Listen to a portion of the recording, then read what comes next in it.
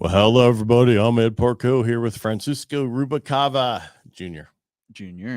How you doing? Good, man. I don't want to get into rates. They're all over the place, and we won't know until next week what's going to happen.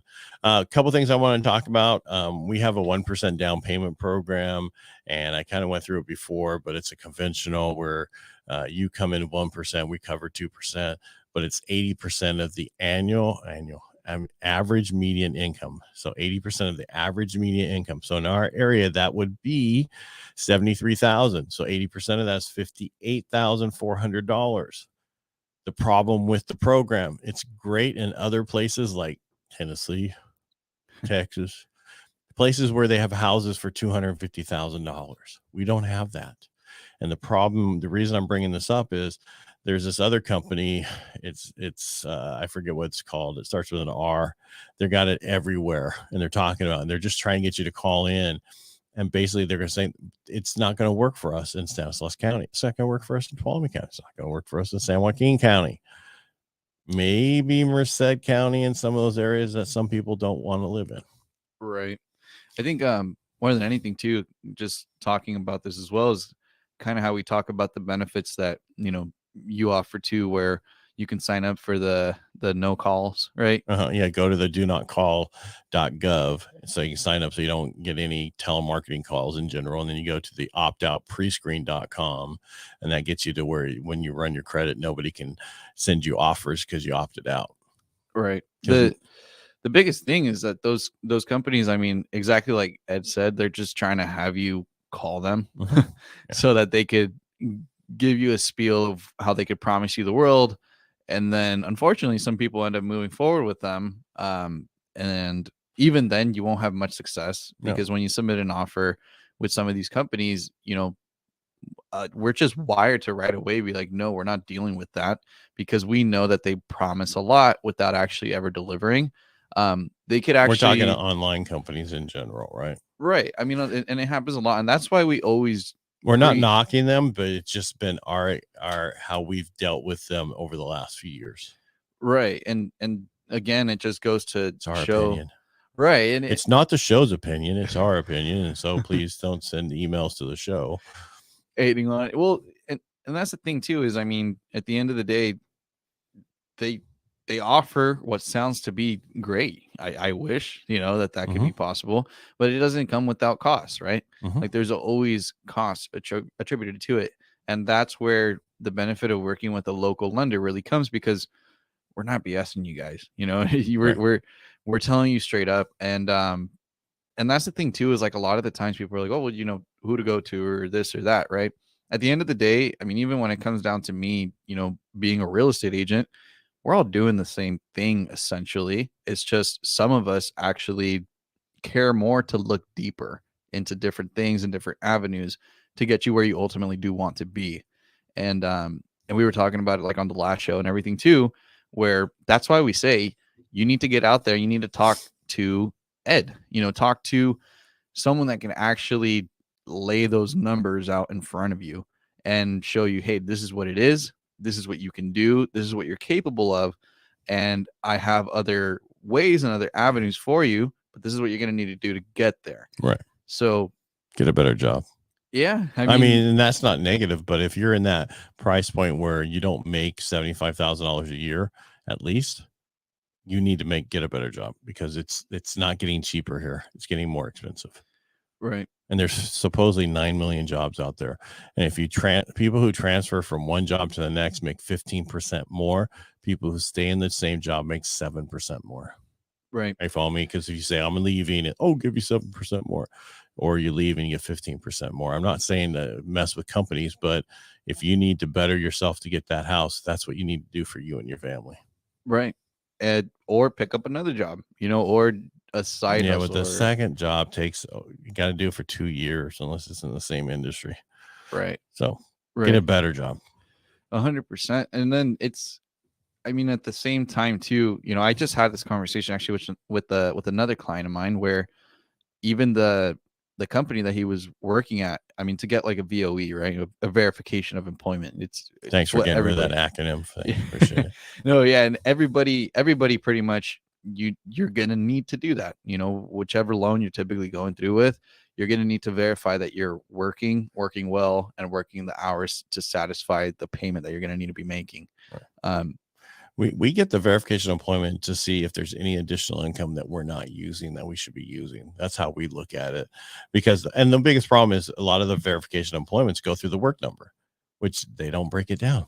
No. We want it broken down by overtime and this and that bonus and that kind of stuff. The work number doesn't normally do that. Yeah. So, and some companies, bigger companies in our area, will say, we only use a work number. So that's what you get. Yeah. And that's where I've seen a huge difference with Ed. I mean, like I said, he'll actually dig deeper and he'll find out how to like squeeze it out, because like we're saying, realistically, getting qualified at the lower end, lower 400s, high 300s over here. I mean, yeah, you could still get a house. However, it might not be in the area you want to be in. Or like I always say, somewhere where you wouldn't want to put your mom, like, or your wife. Yeah. 100%. Or your daughter. Yeah. So, well, no, it's just so we want to get the max income you can get so we can get you in the price point, because it is totally different. $350 versus $400,000 home is in a different neighborhood, but a 400 and 450 and 500 are totally different neighborhoods. And the problem right now is a lot of the lower price homes that you qualify for might not be in an area you want to be in yet. Yeah. It's the one thing about when values go up and rates go up, people have to buy additional houses and they have to go in different areas. It changes those areas, but it takes time. You follow me? Right. And with that, not we're saying anything wrong with those areas. I'm just saying. No, and and granted, I think you hit it, you hit it right on the nail when you said it's about where you want to be at, like you're saying, getting a better job. We hope you don't take it negative as a way of saying like, oh, whatever it may be. The reason that we say it is, we've been seeing the drastic changes going year by year. And again, it's getting more unobtainable. Man, when I first started in this, over 4 years ago, I was helping people out that were only making like 50 to 70,000, and they were getting into nice houses, nice areas.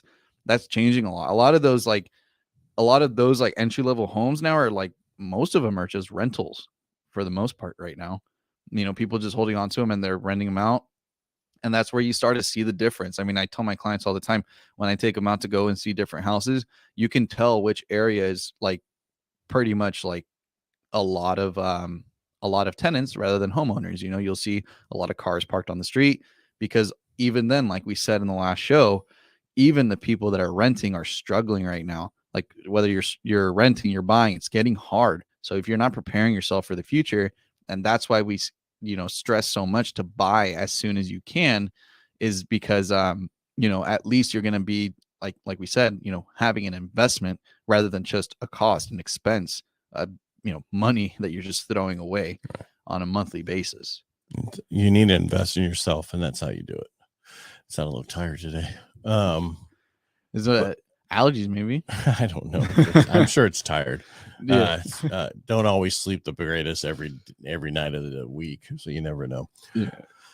Just be careful with people promising you the world too. We're not going to tell you what you can't do, but so what you were talking about a couple of years ago, people were getting that's because the rates were lower, right? And that's what the problem is now. Rates are going to go lower, and then more and more people come out of the woodwork. But the problem we have now is we don't have enough inventory, nor will we ever have enough inventory going forward unless rates are in the 4s. Then people at that time, when they have a 3% interest rate, will go, all right, it's not that big of a deal. It cost me a couple $100 more, no big deal. Right now, it costs thousands of dollars more, and that's where people don't want to do it. Yeah, it's a huge difference. I mean, like a whole 1% is, you see it from like considering someone who has a 3% rate at like a $500,000 house, and then someone who has like a 7, right? Or like a big jump. That's like more than double. Well, you're right. Good job there. Yeah.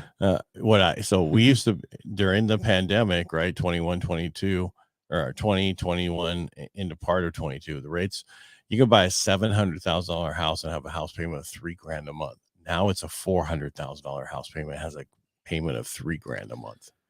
figure that. And that's where I want a payment at this. We'll do everything in our power to get you a payment close to that, but we're, it's not a car. We're not trying to get you into the car today by what payment. We're trying to make sure that you can qualify and at what number you qualify at. And that's what we work on. One thing we don't control is interest rates. They move constantly. And if you play around and decide to cancel on a contract and then come back to that, you might not have a locked interest rate, because most people don't lock interest rates when you cancel. Yeah. And just be careful, be focused on going forward if that's what you're going to do.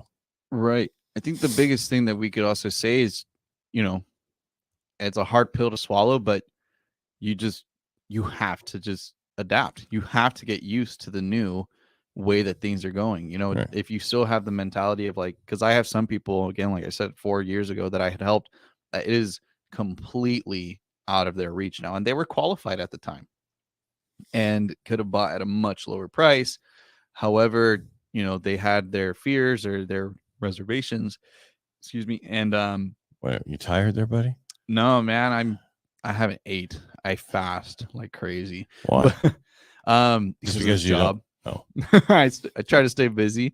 It helps me fast. But yeah, at the end of the day, you're only disservicing yourself by having that mentality of, I'm gonna wait for things to be back where they were, because they're not gonna go back. We're sorry to break it to you. And that's the thing too, is when I talk with my clients, when I talk with my clients, it's like I tell them, I said, look, I could tell you what you want to hear and set you up for failure, or I'm gonna tell you how it is and how to succeed. And if that doesn't ring right in your head, then I'm sorry. And if you decide to still try to give it an opportunity, that's where I tell everyone, I always want to work with as many people as I can. However, when I'm, especially right now, when things get a lot more busier and more competitive, I have so many people that I'm helping that have that mindset where they're like, yes, I want, or I need to get into a house, that and I imagine you as well, right? You don't have time to try to tell people what they want to hear. Like, you have to just tell them how it is. And if you want to work with me, great. And if not, I hope you can find someone who could continue that. However, you're just going to be disservicing yourself 100%. I totally agree. No, and it's the same thing we talk about. When's the best time to buy? Right now, the moment you think about it, and don't mess around. Just get in the process and listen to the professionals. Listen to your loan officer. Listen to your real estate agent. Don't fight us. Just listen to what we're saying. We see what's going on out there. It's a totally different world. We don't go to your work and tell you how to do your job. And I don't mean that wrong, but it's just, listen to us. We know what we're talking about. We live this thing hour by hour, day in and day out. And the one thing about our industry is, if you don't like it today, don't worry, it will get worse tomorrow. Right. No, and that's the way it's all been showing, and I stopped trying to be so, not, I don't want to say optimistic, but again, like I said, I just stopped trying to feed into what people want to hear. And I've tell the truth, man. Right. And it's even when it comes down to offering, right? Like, I've gone to the point where I have to tell some people, hey, I'm sorry, you've tried so long to offer, and get a deal, right? Save 10, 20 grand, that now values have gone up 50 grand. And now those opportunities of even getting that little bit, that $5,000 discount that you were thinking wasn't worth it because you wanted a 10, now that's gone. It's out the window. Yeah. So don't shoot yourself in the foot. Get out there, be active, look in the market. Even if you're a really picky buyer, just keep looking. It might come up. But typically what I see, those are the ones that a lot of people like. So a lot of competition comes to it. However, just keep looking, keep staying up to date with your numbers, and be active, or else, like we said, the opportunity is just going to completely go away. Yeah, well, it is on its way out. But you got to remember, as we said on Tuesday, you're not going to get everything you want in your first house. Not maybe 60%. You need to figure out what's the most important thing for you. Is that a 2-bedroom, 1 bath, 2 baths, 3 bedrooms, whatever that number is, and then go, okay, I'm okay with, it's a little bit smaller yard. I'm okay with that. Oh, that's a huge yard. I guess I'll have to hire somebody to take care of it. Yeah. You just got to be flexible. Right. You have to. You can't just go in going, I don't like it. or that's fine. You can do that, but you just have to understand you're not getting everything in your first house, especially in that price point that you're in. Yeah, especially without having to also put more on top of it. Like that's the biggest thing that I tell everyone is I'll help you get that house, the one that you want with everything in it. But are you going to come up? Are you going to be the one that's going to say, hey, I'll put this much more, and yeah, let's go for it. Because if not, again, you're never going to get into a house. You're not going to be happy, but understand you're going to get a lot, but you're not going to get everything. Yeah. Nobody ever does. Even on your final house, you're not going to have everything. You're going to have to do stuff to it. Yeah. Same thing in my house. When I bought it, it needed me to redo all the bathrooms, even though they had done the bathrooms 10 or 20 years earlier into some totally ugly ass tile and everything else. But it was at that time what they thought was amazing. Still had to do it over time. Yeah. So don't worry about it. Just talk to us. We'll walk you through. We'll help you through the process. If you listen to us, it's going to be a much better situation for all of us. Right. And please reach out to us unless you don't want to be told what to do. Right. No, and because nobody does, but I think, but at the end of the day, it's, again, we ultimately want you to succeed. Mm-hmm. And that's the biggest thing is, it's no different than having a hard ass dad. You know what I mean? That's just always on you. What are you saying? No, I was a hard ass dad. Is my kids talk to you or something? No, because I've been there, going through that and everything too. But then it's funny because you look back, I look back and I thank him every time for, shaping me to be the way I am. Because again, if he didn't care, he would just let me mess up, up. We let you mess up, but we just tell you where you messed up at. Right? And that's the thing too, is with like, again, like I said, we're here to help guide you because we want you to reach home ownership. It's yes. One of the best ways to also, if you're, and I always try to help my clients, like, try to reach financial freedom with it.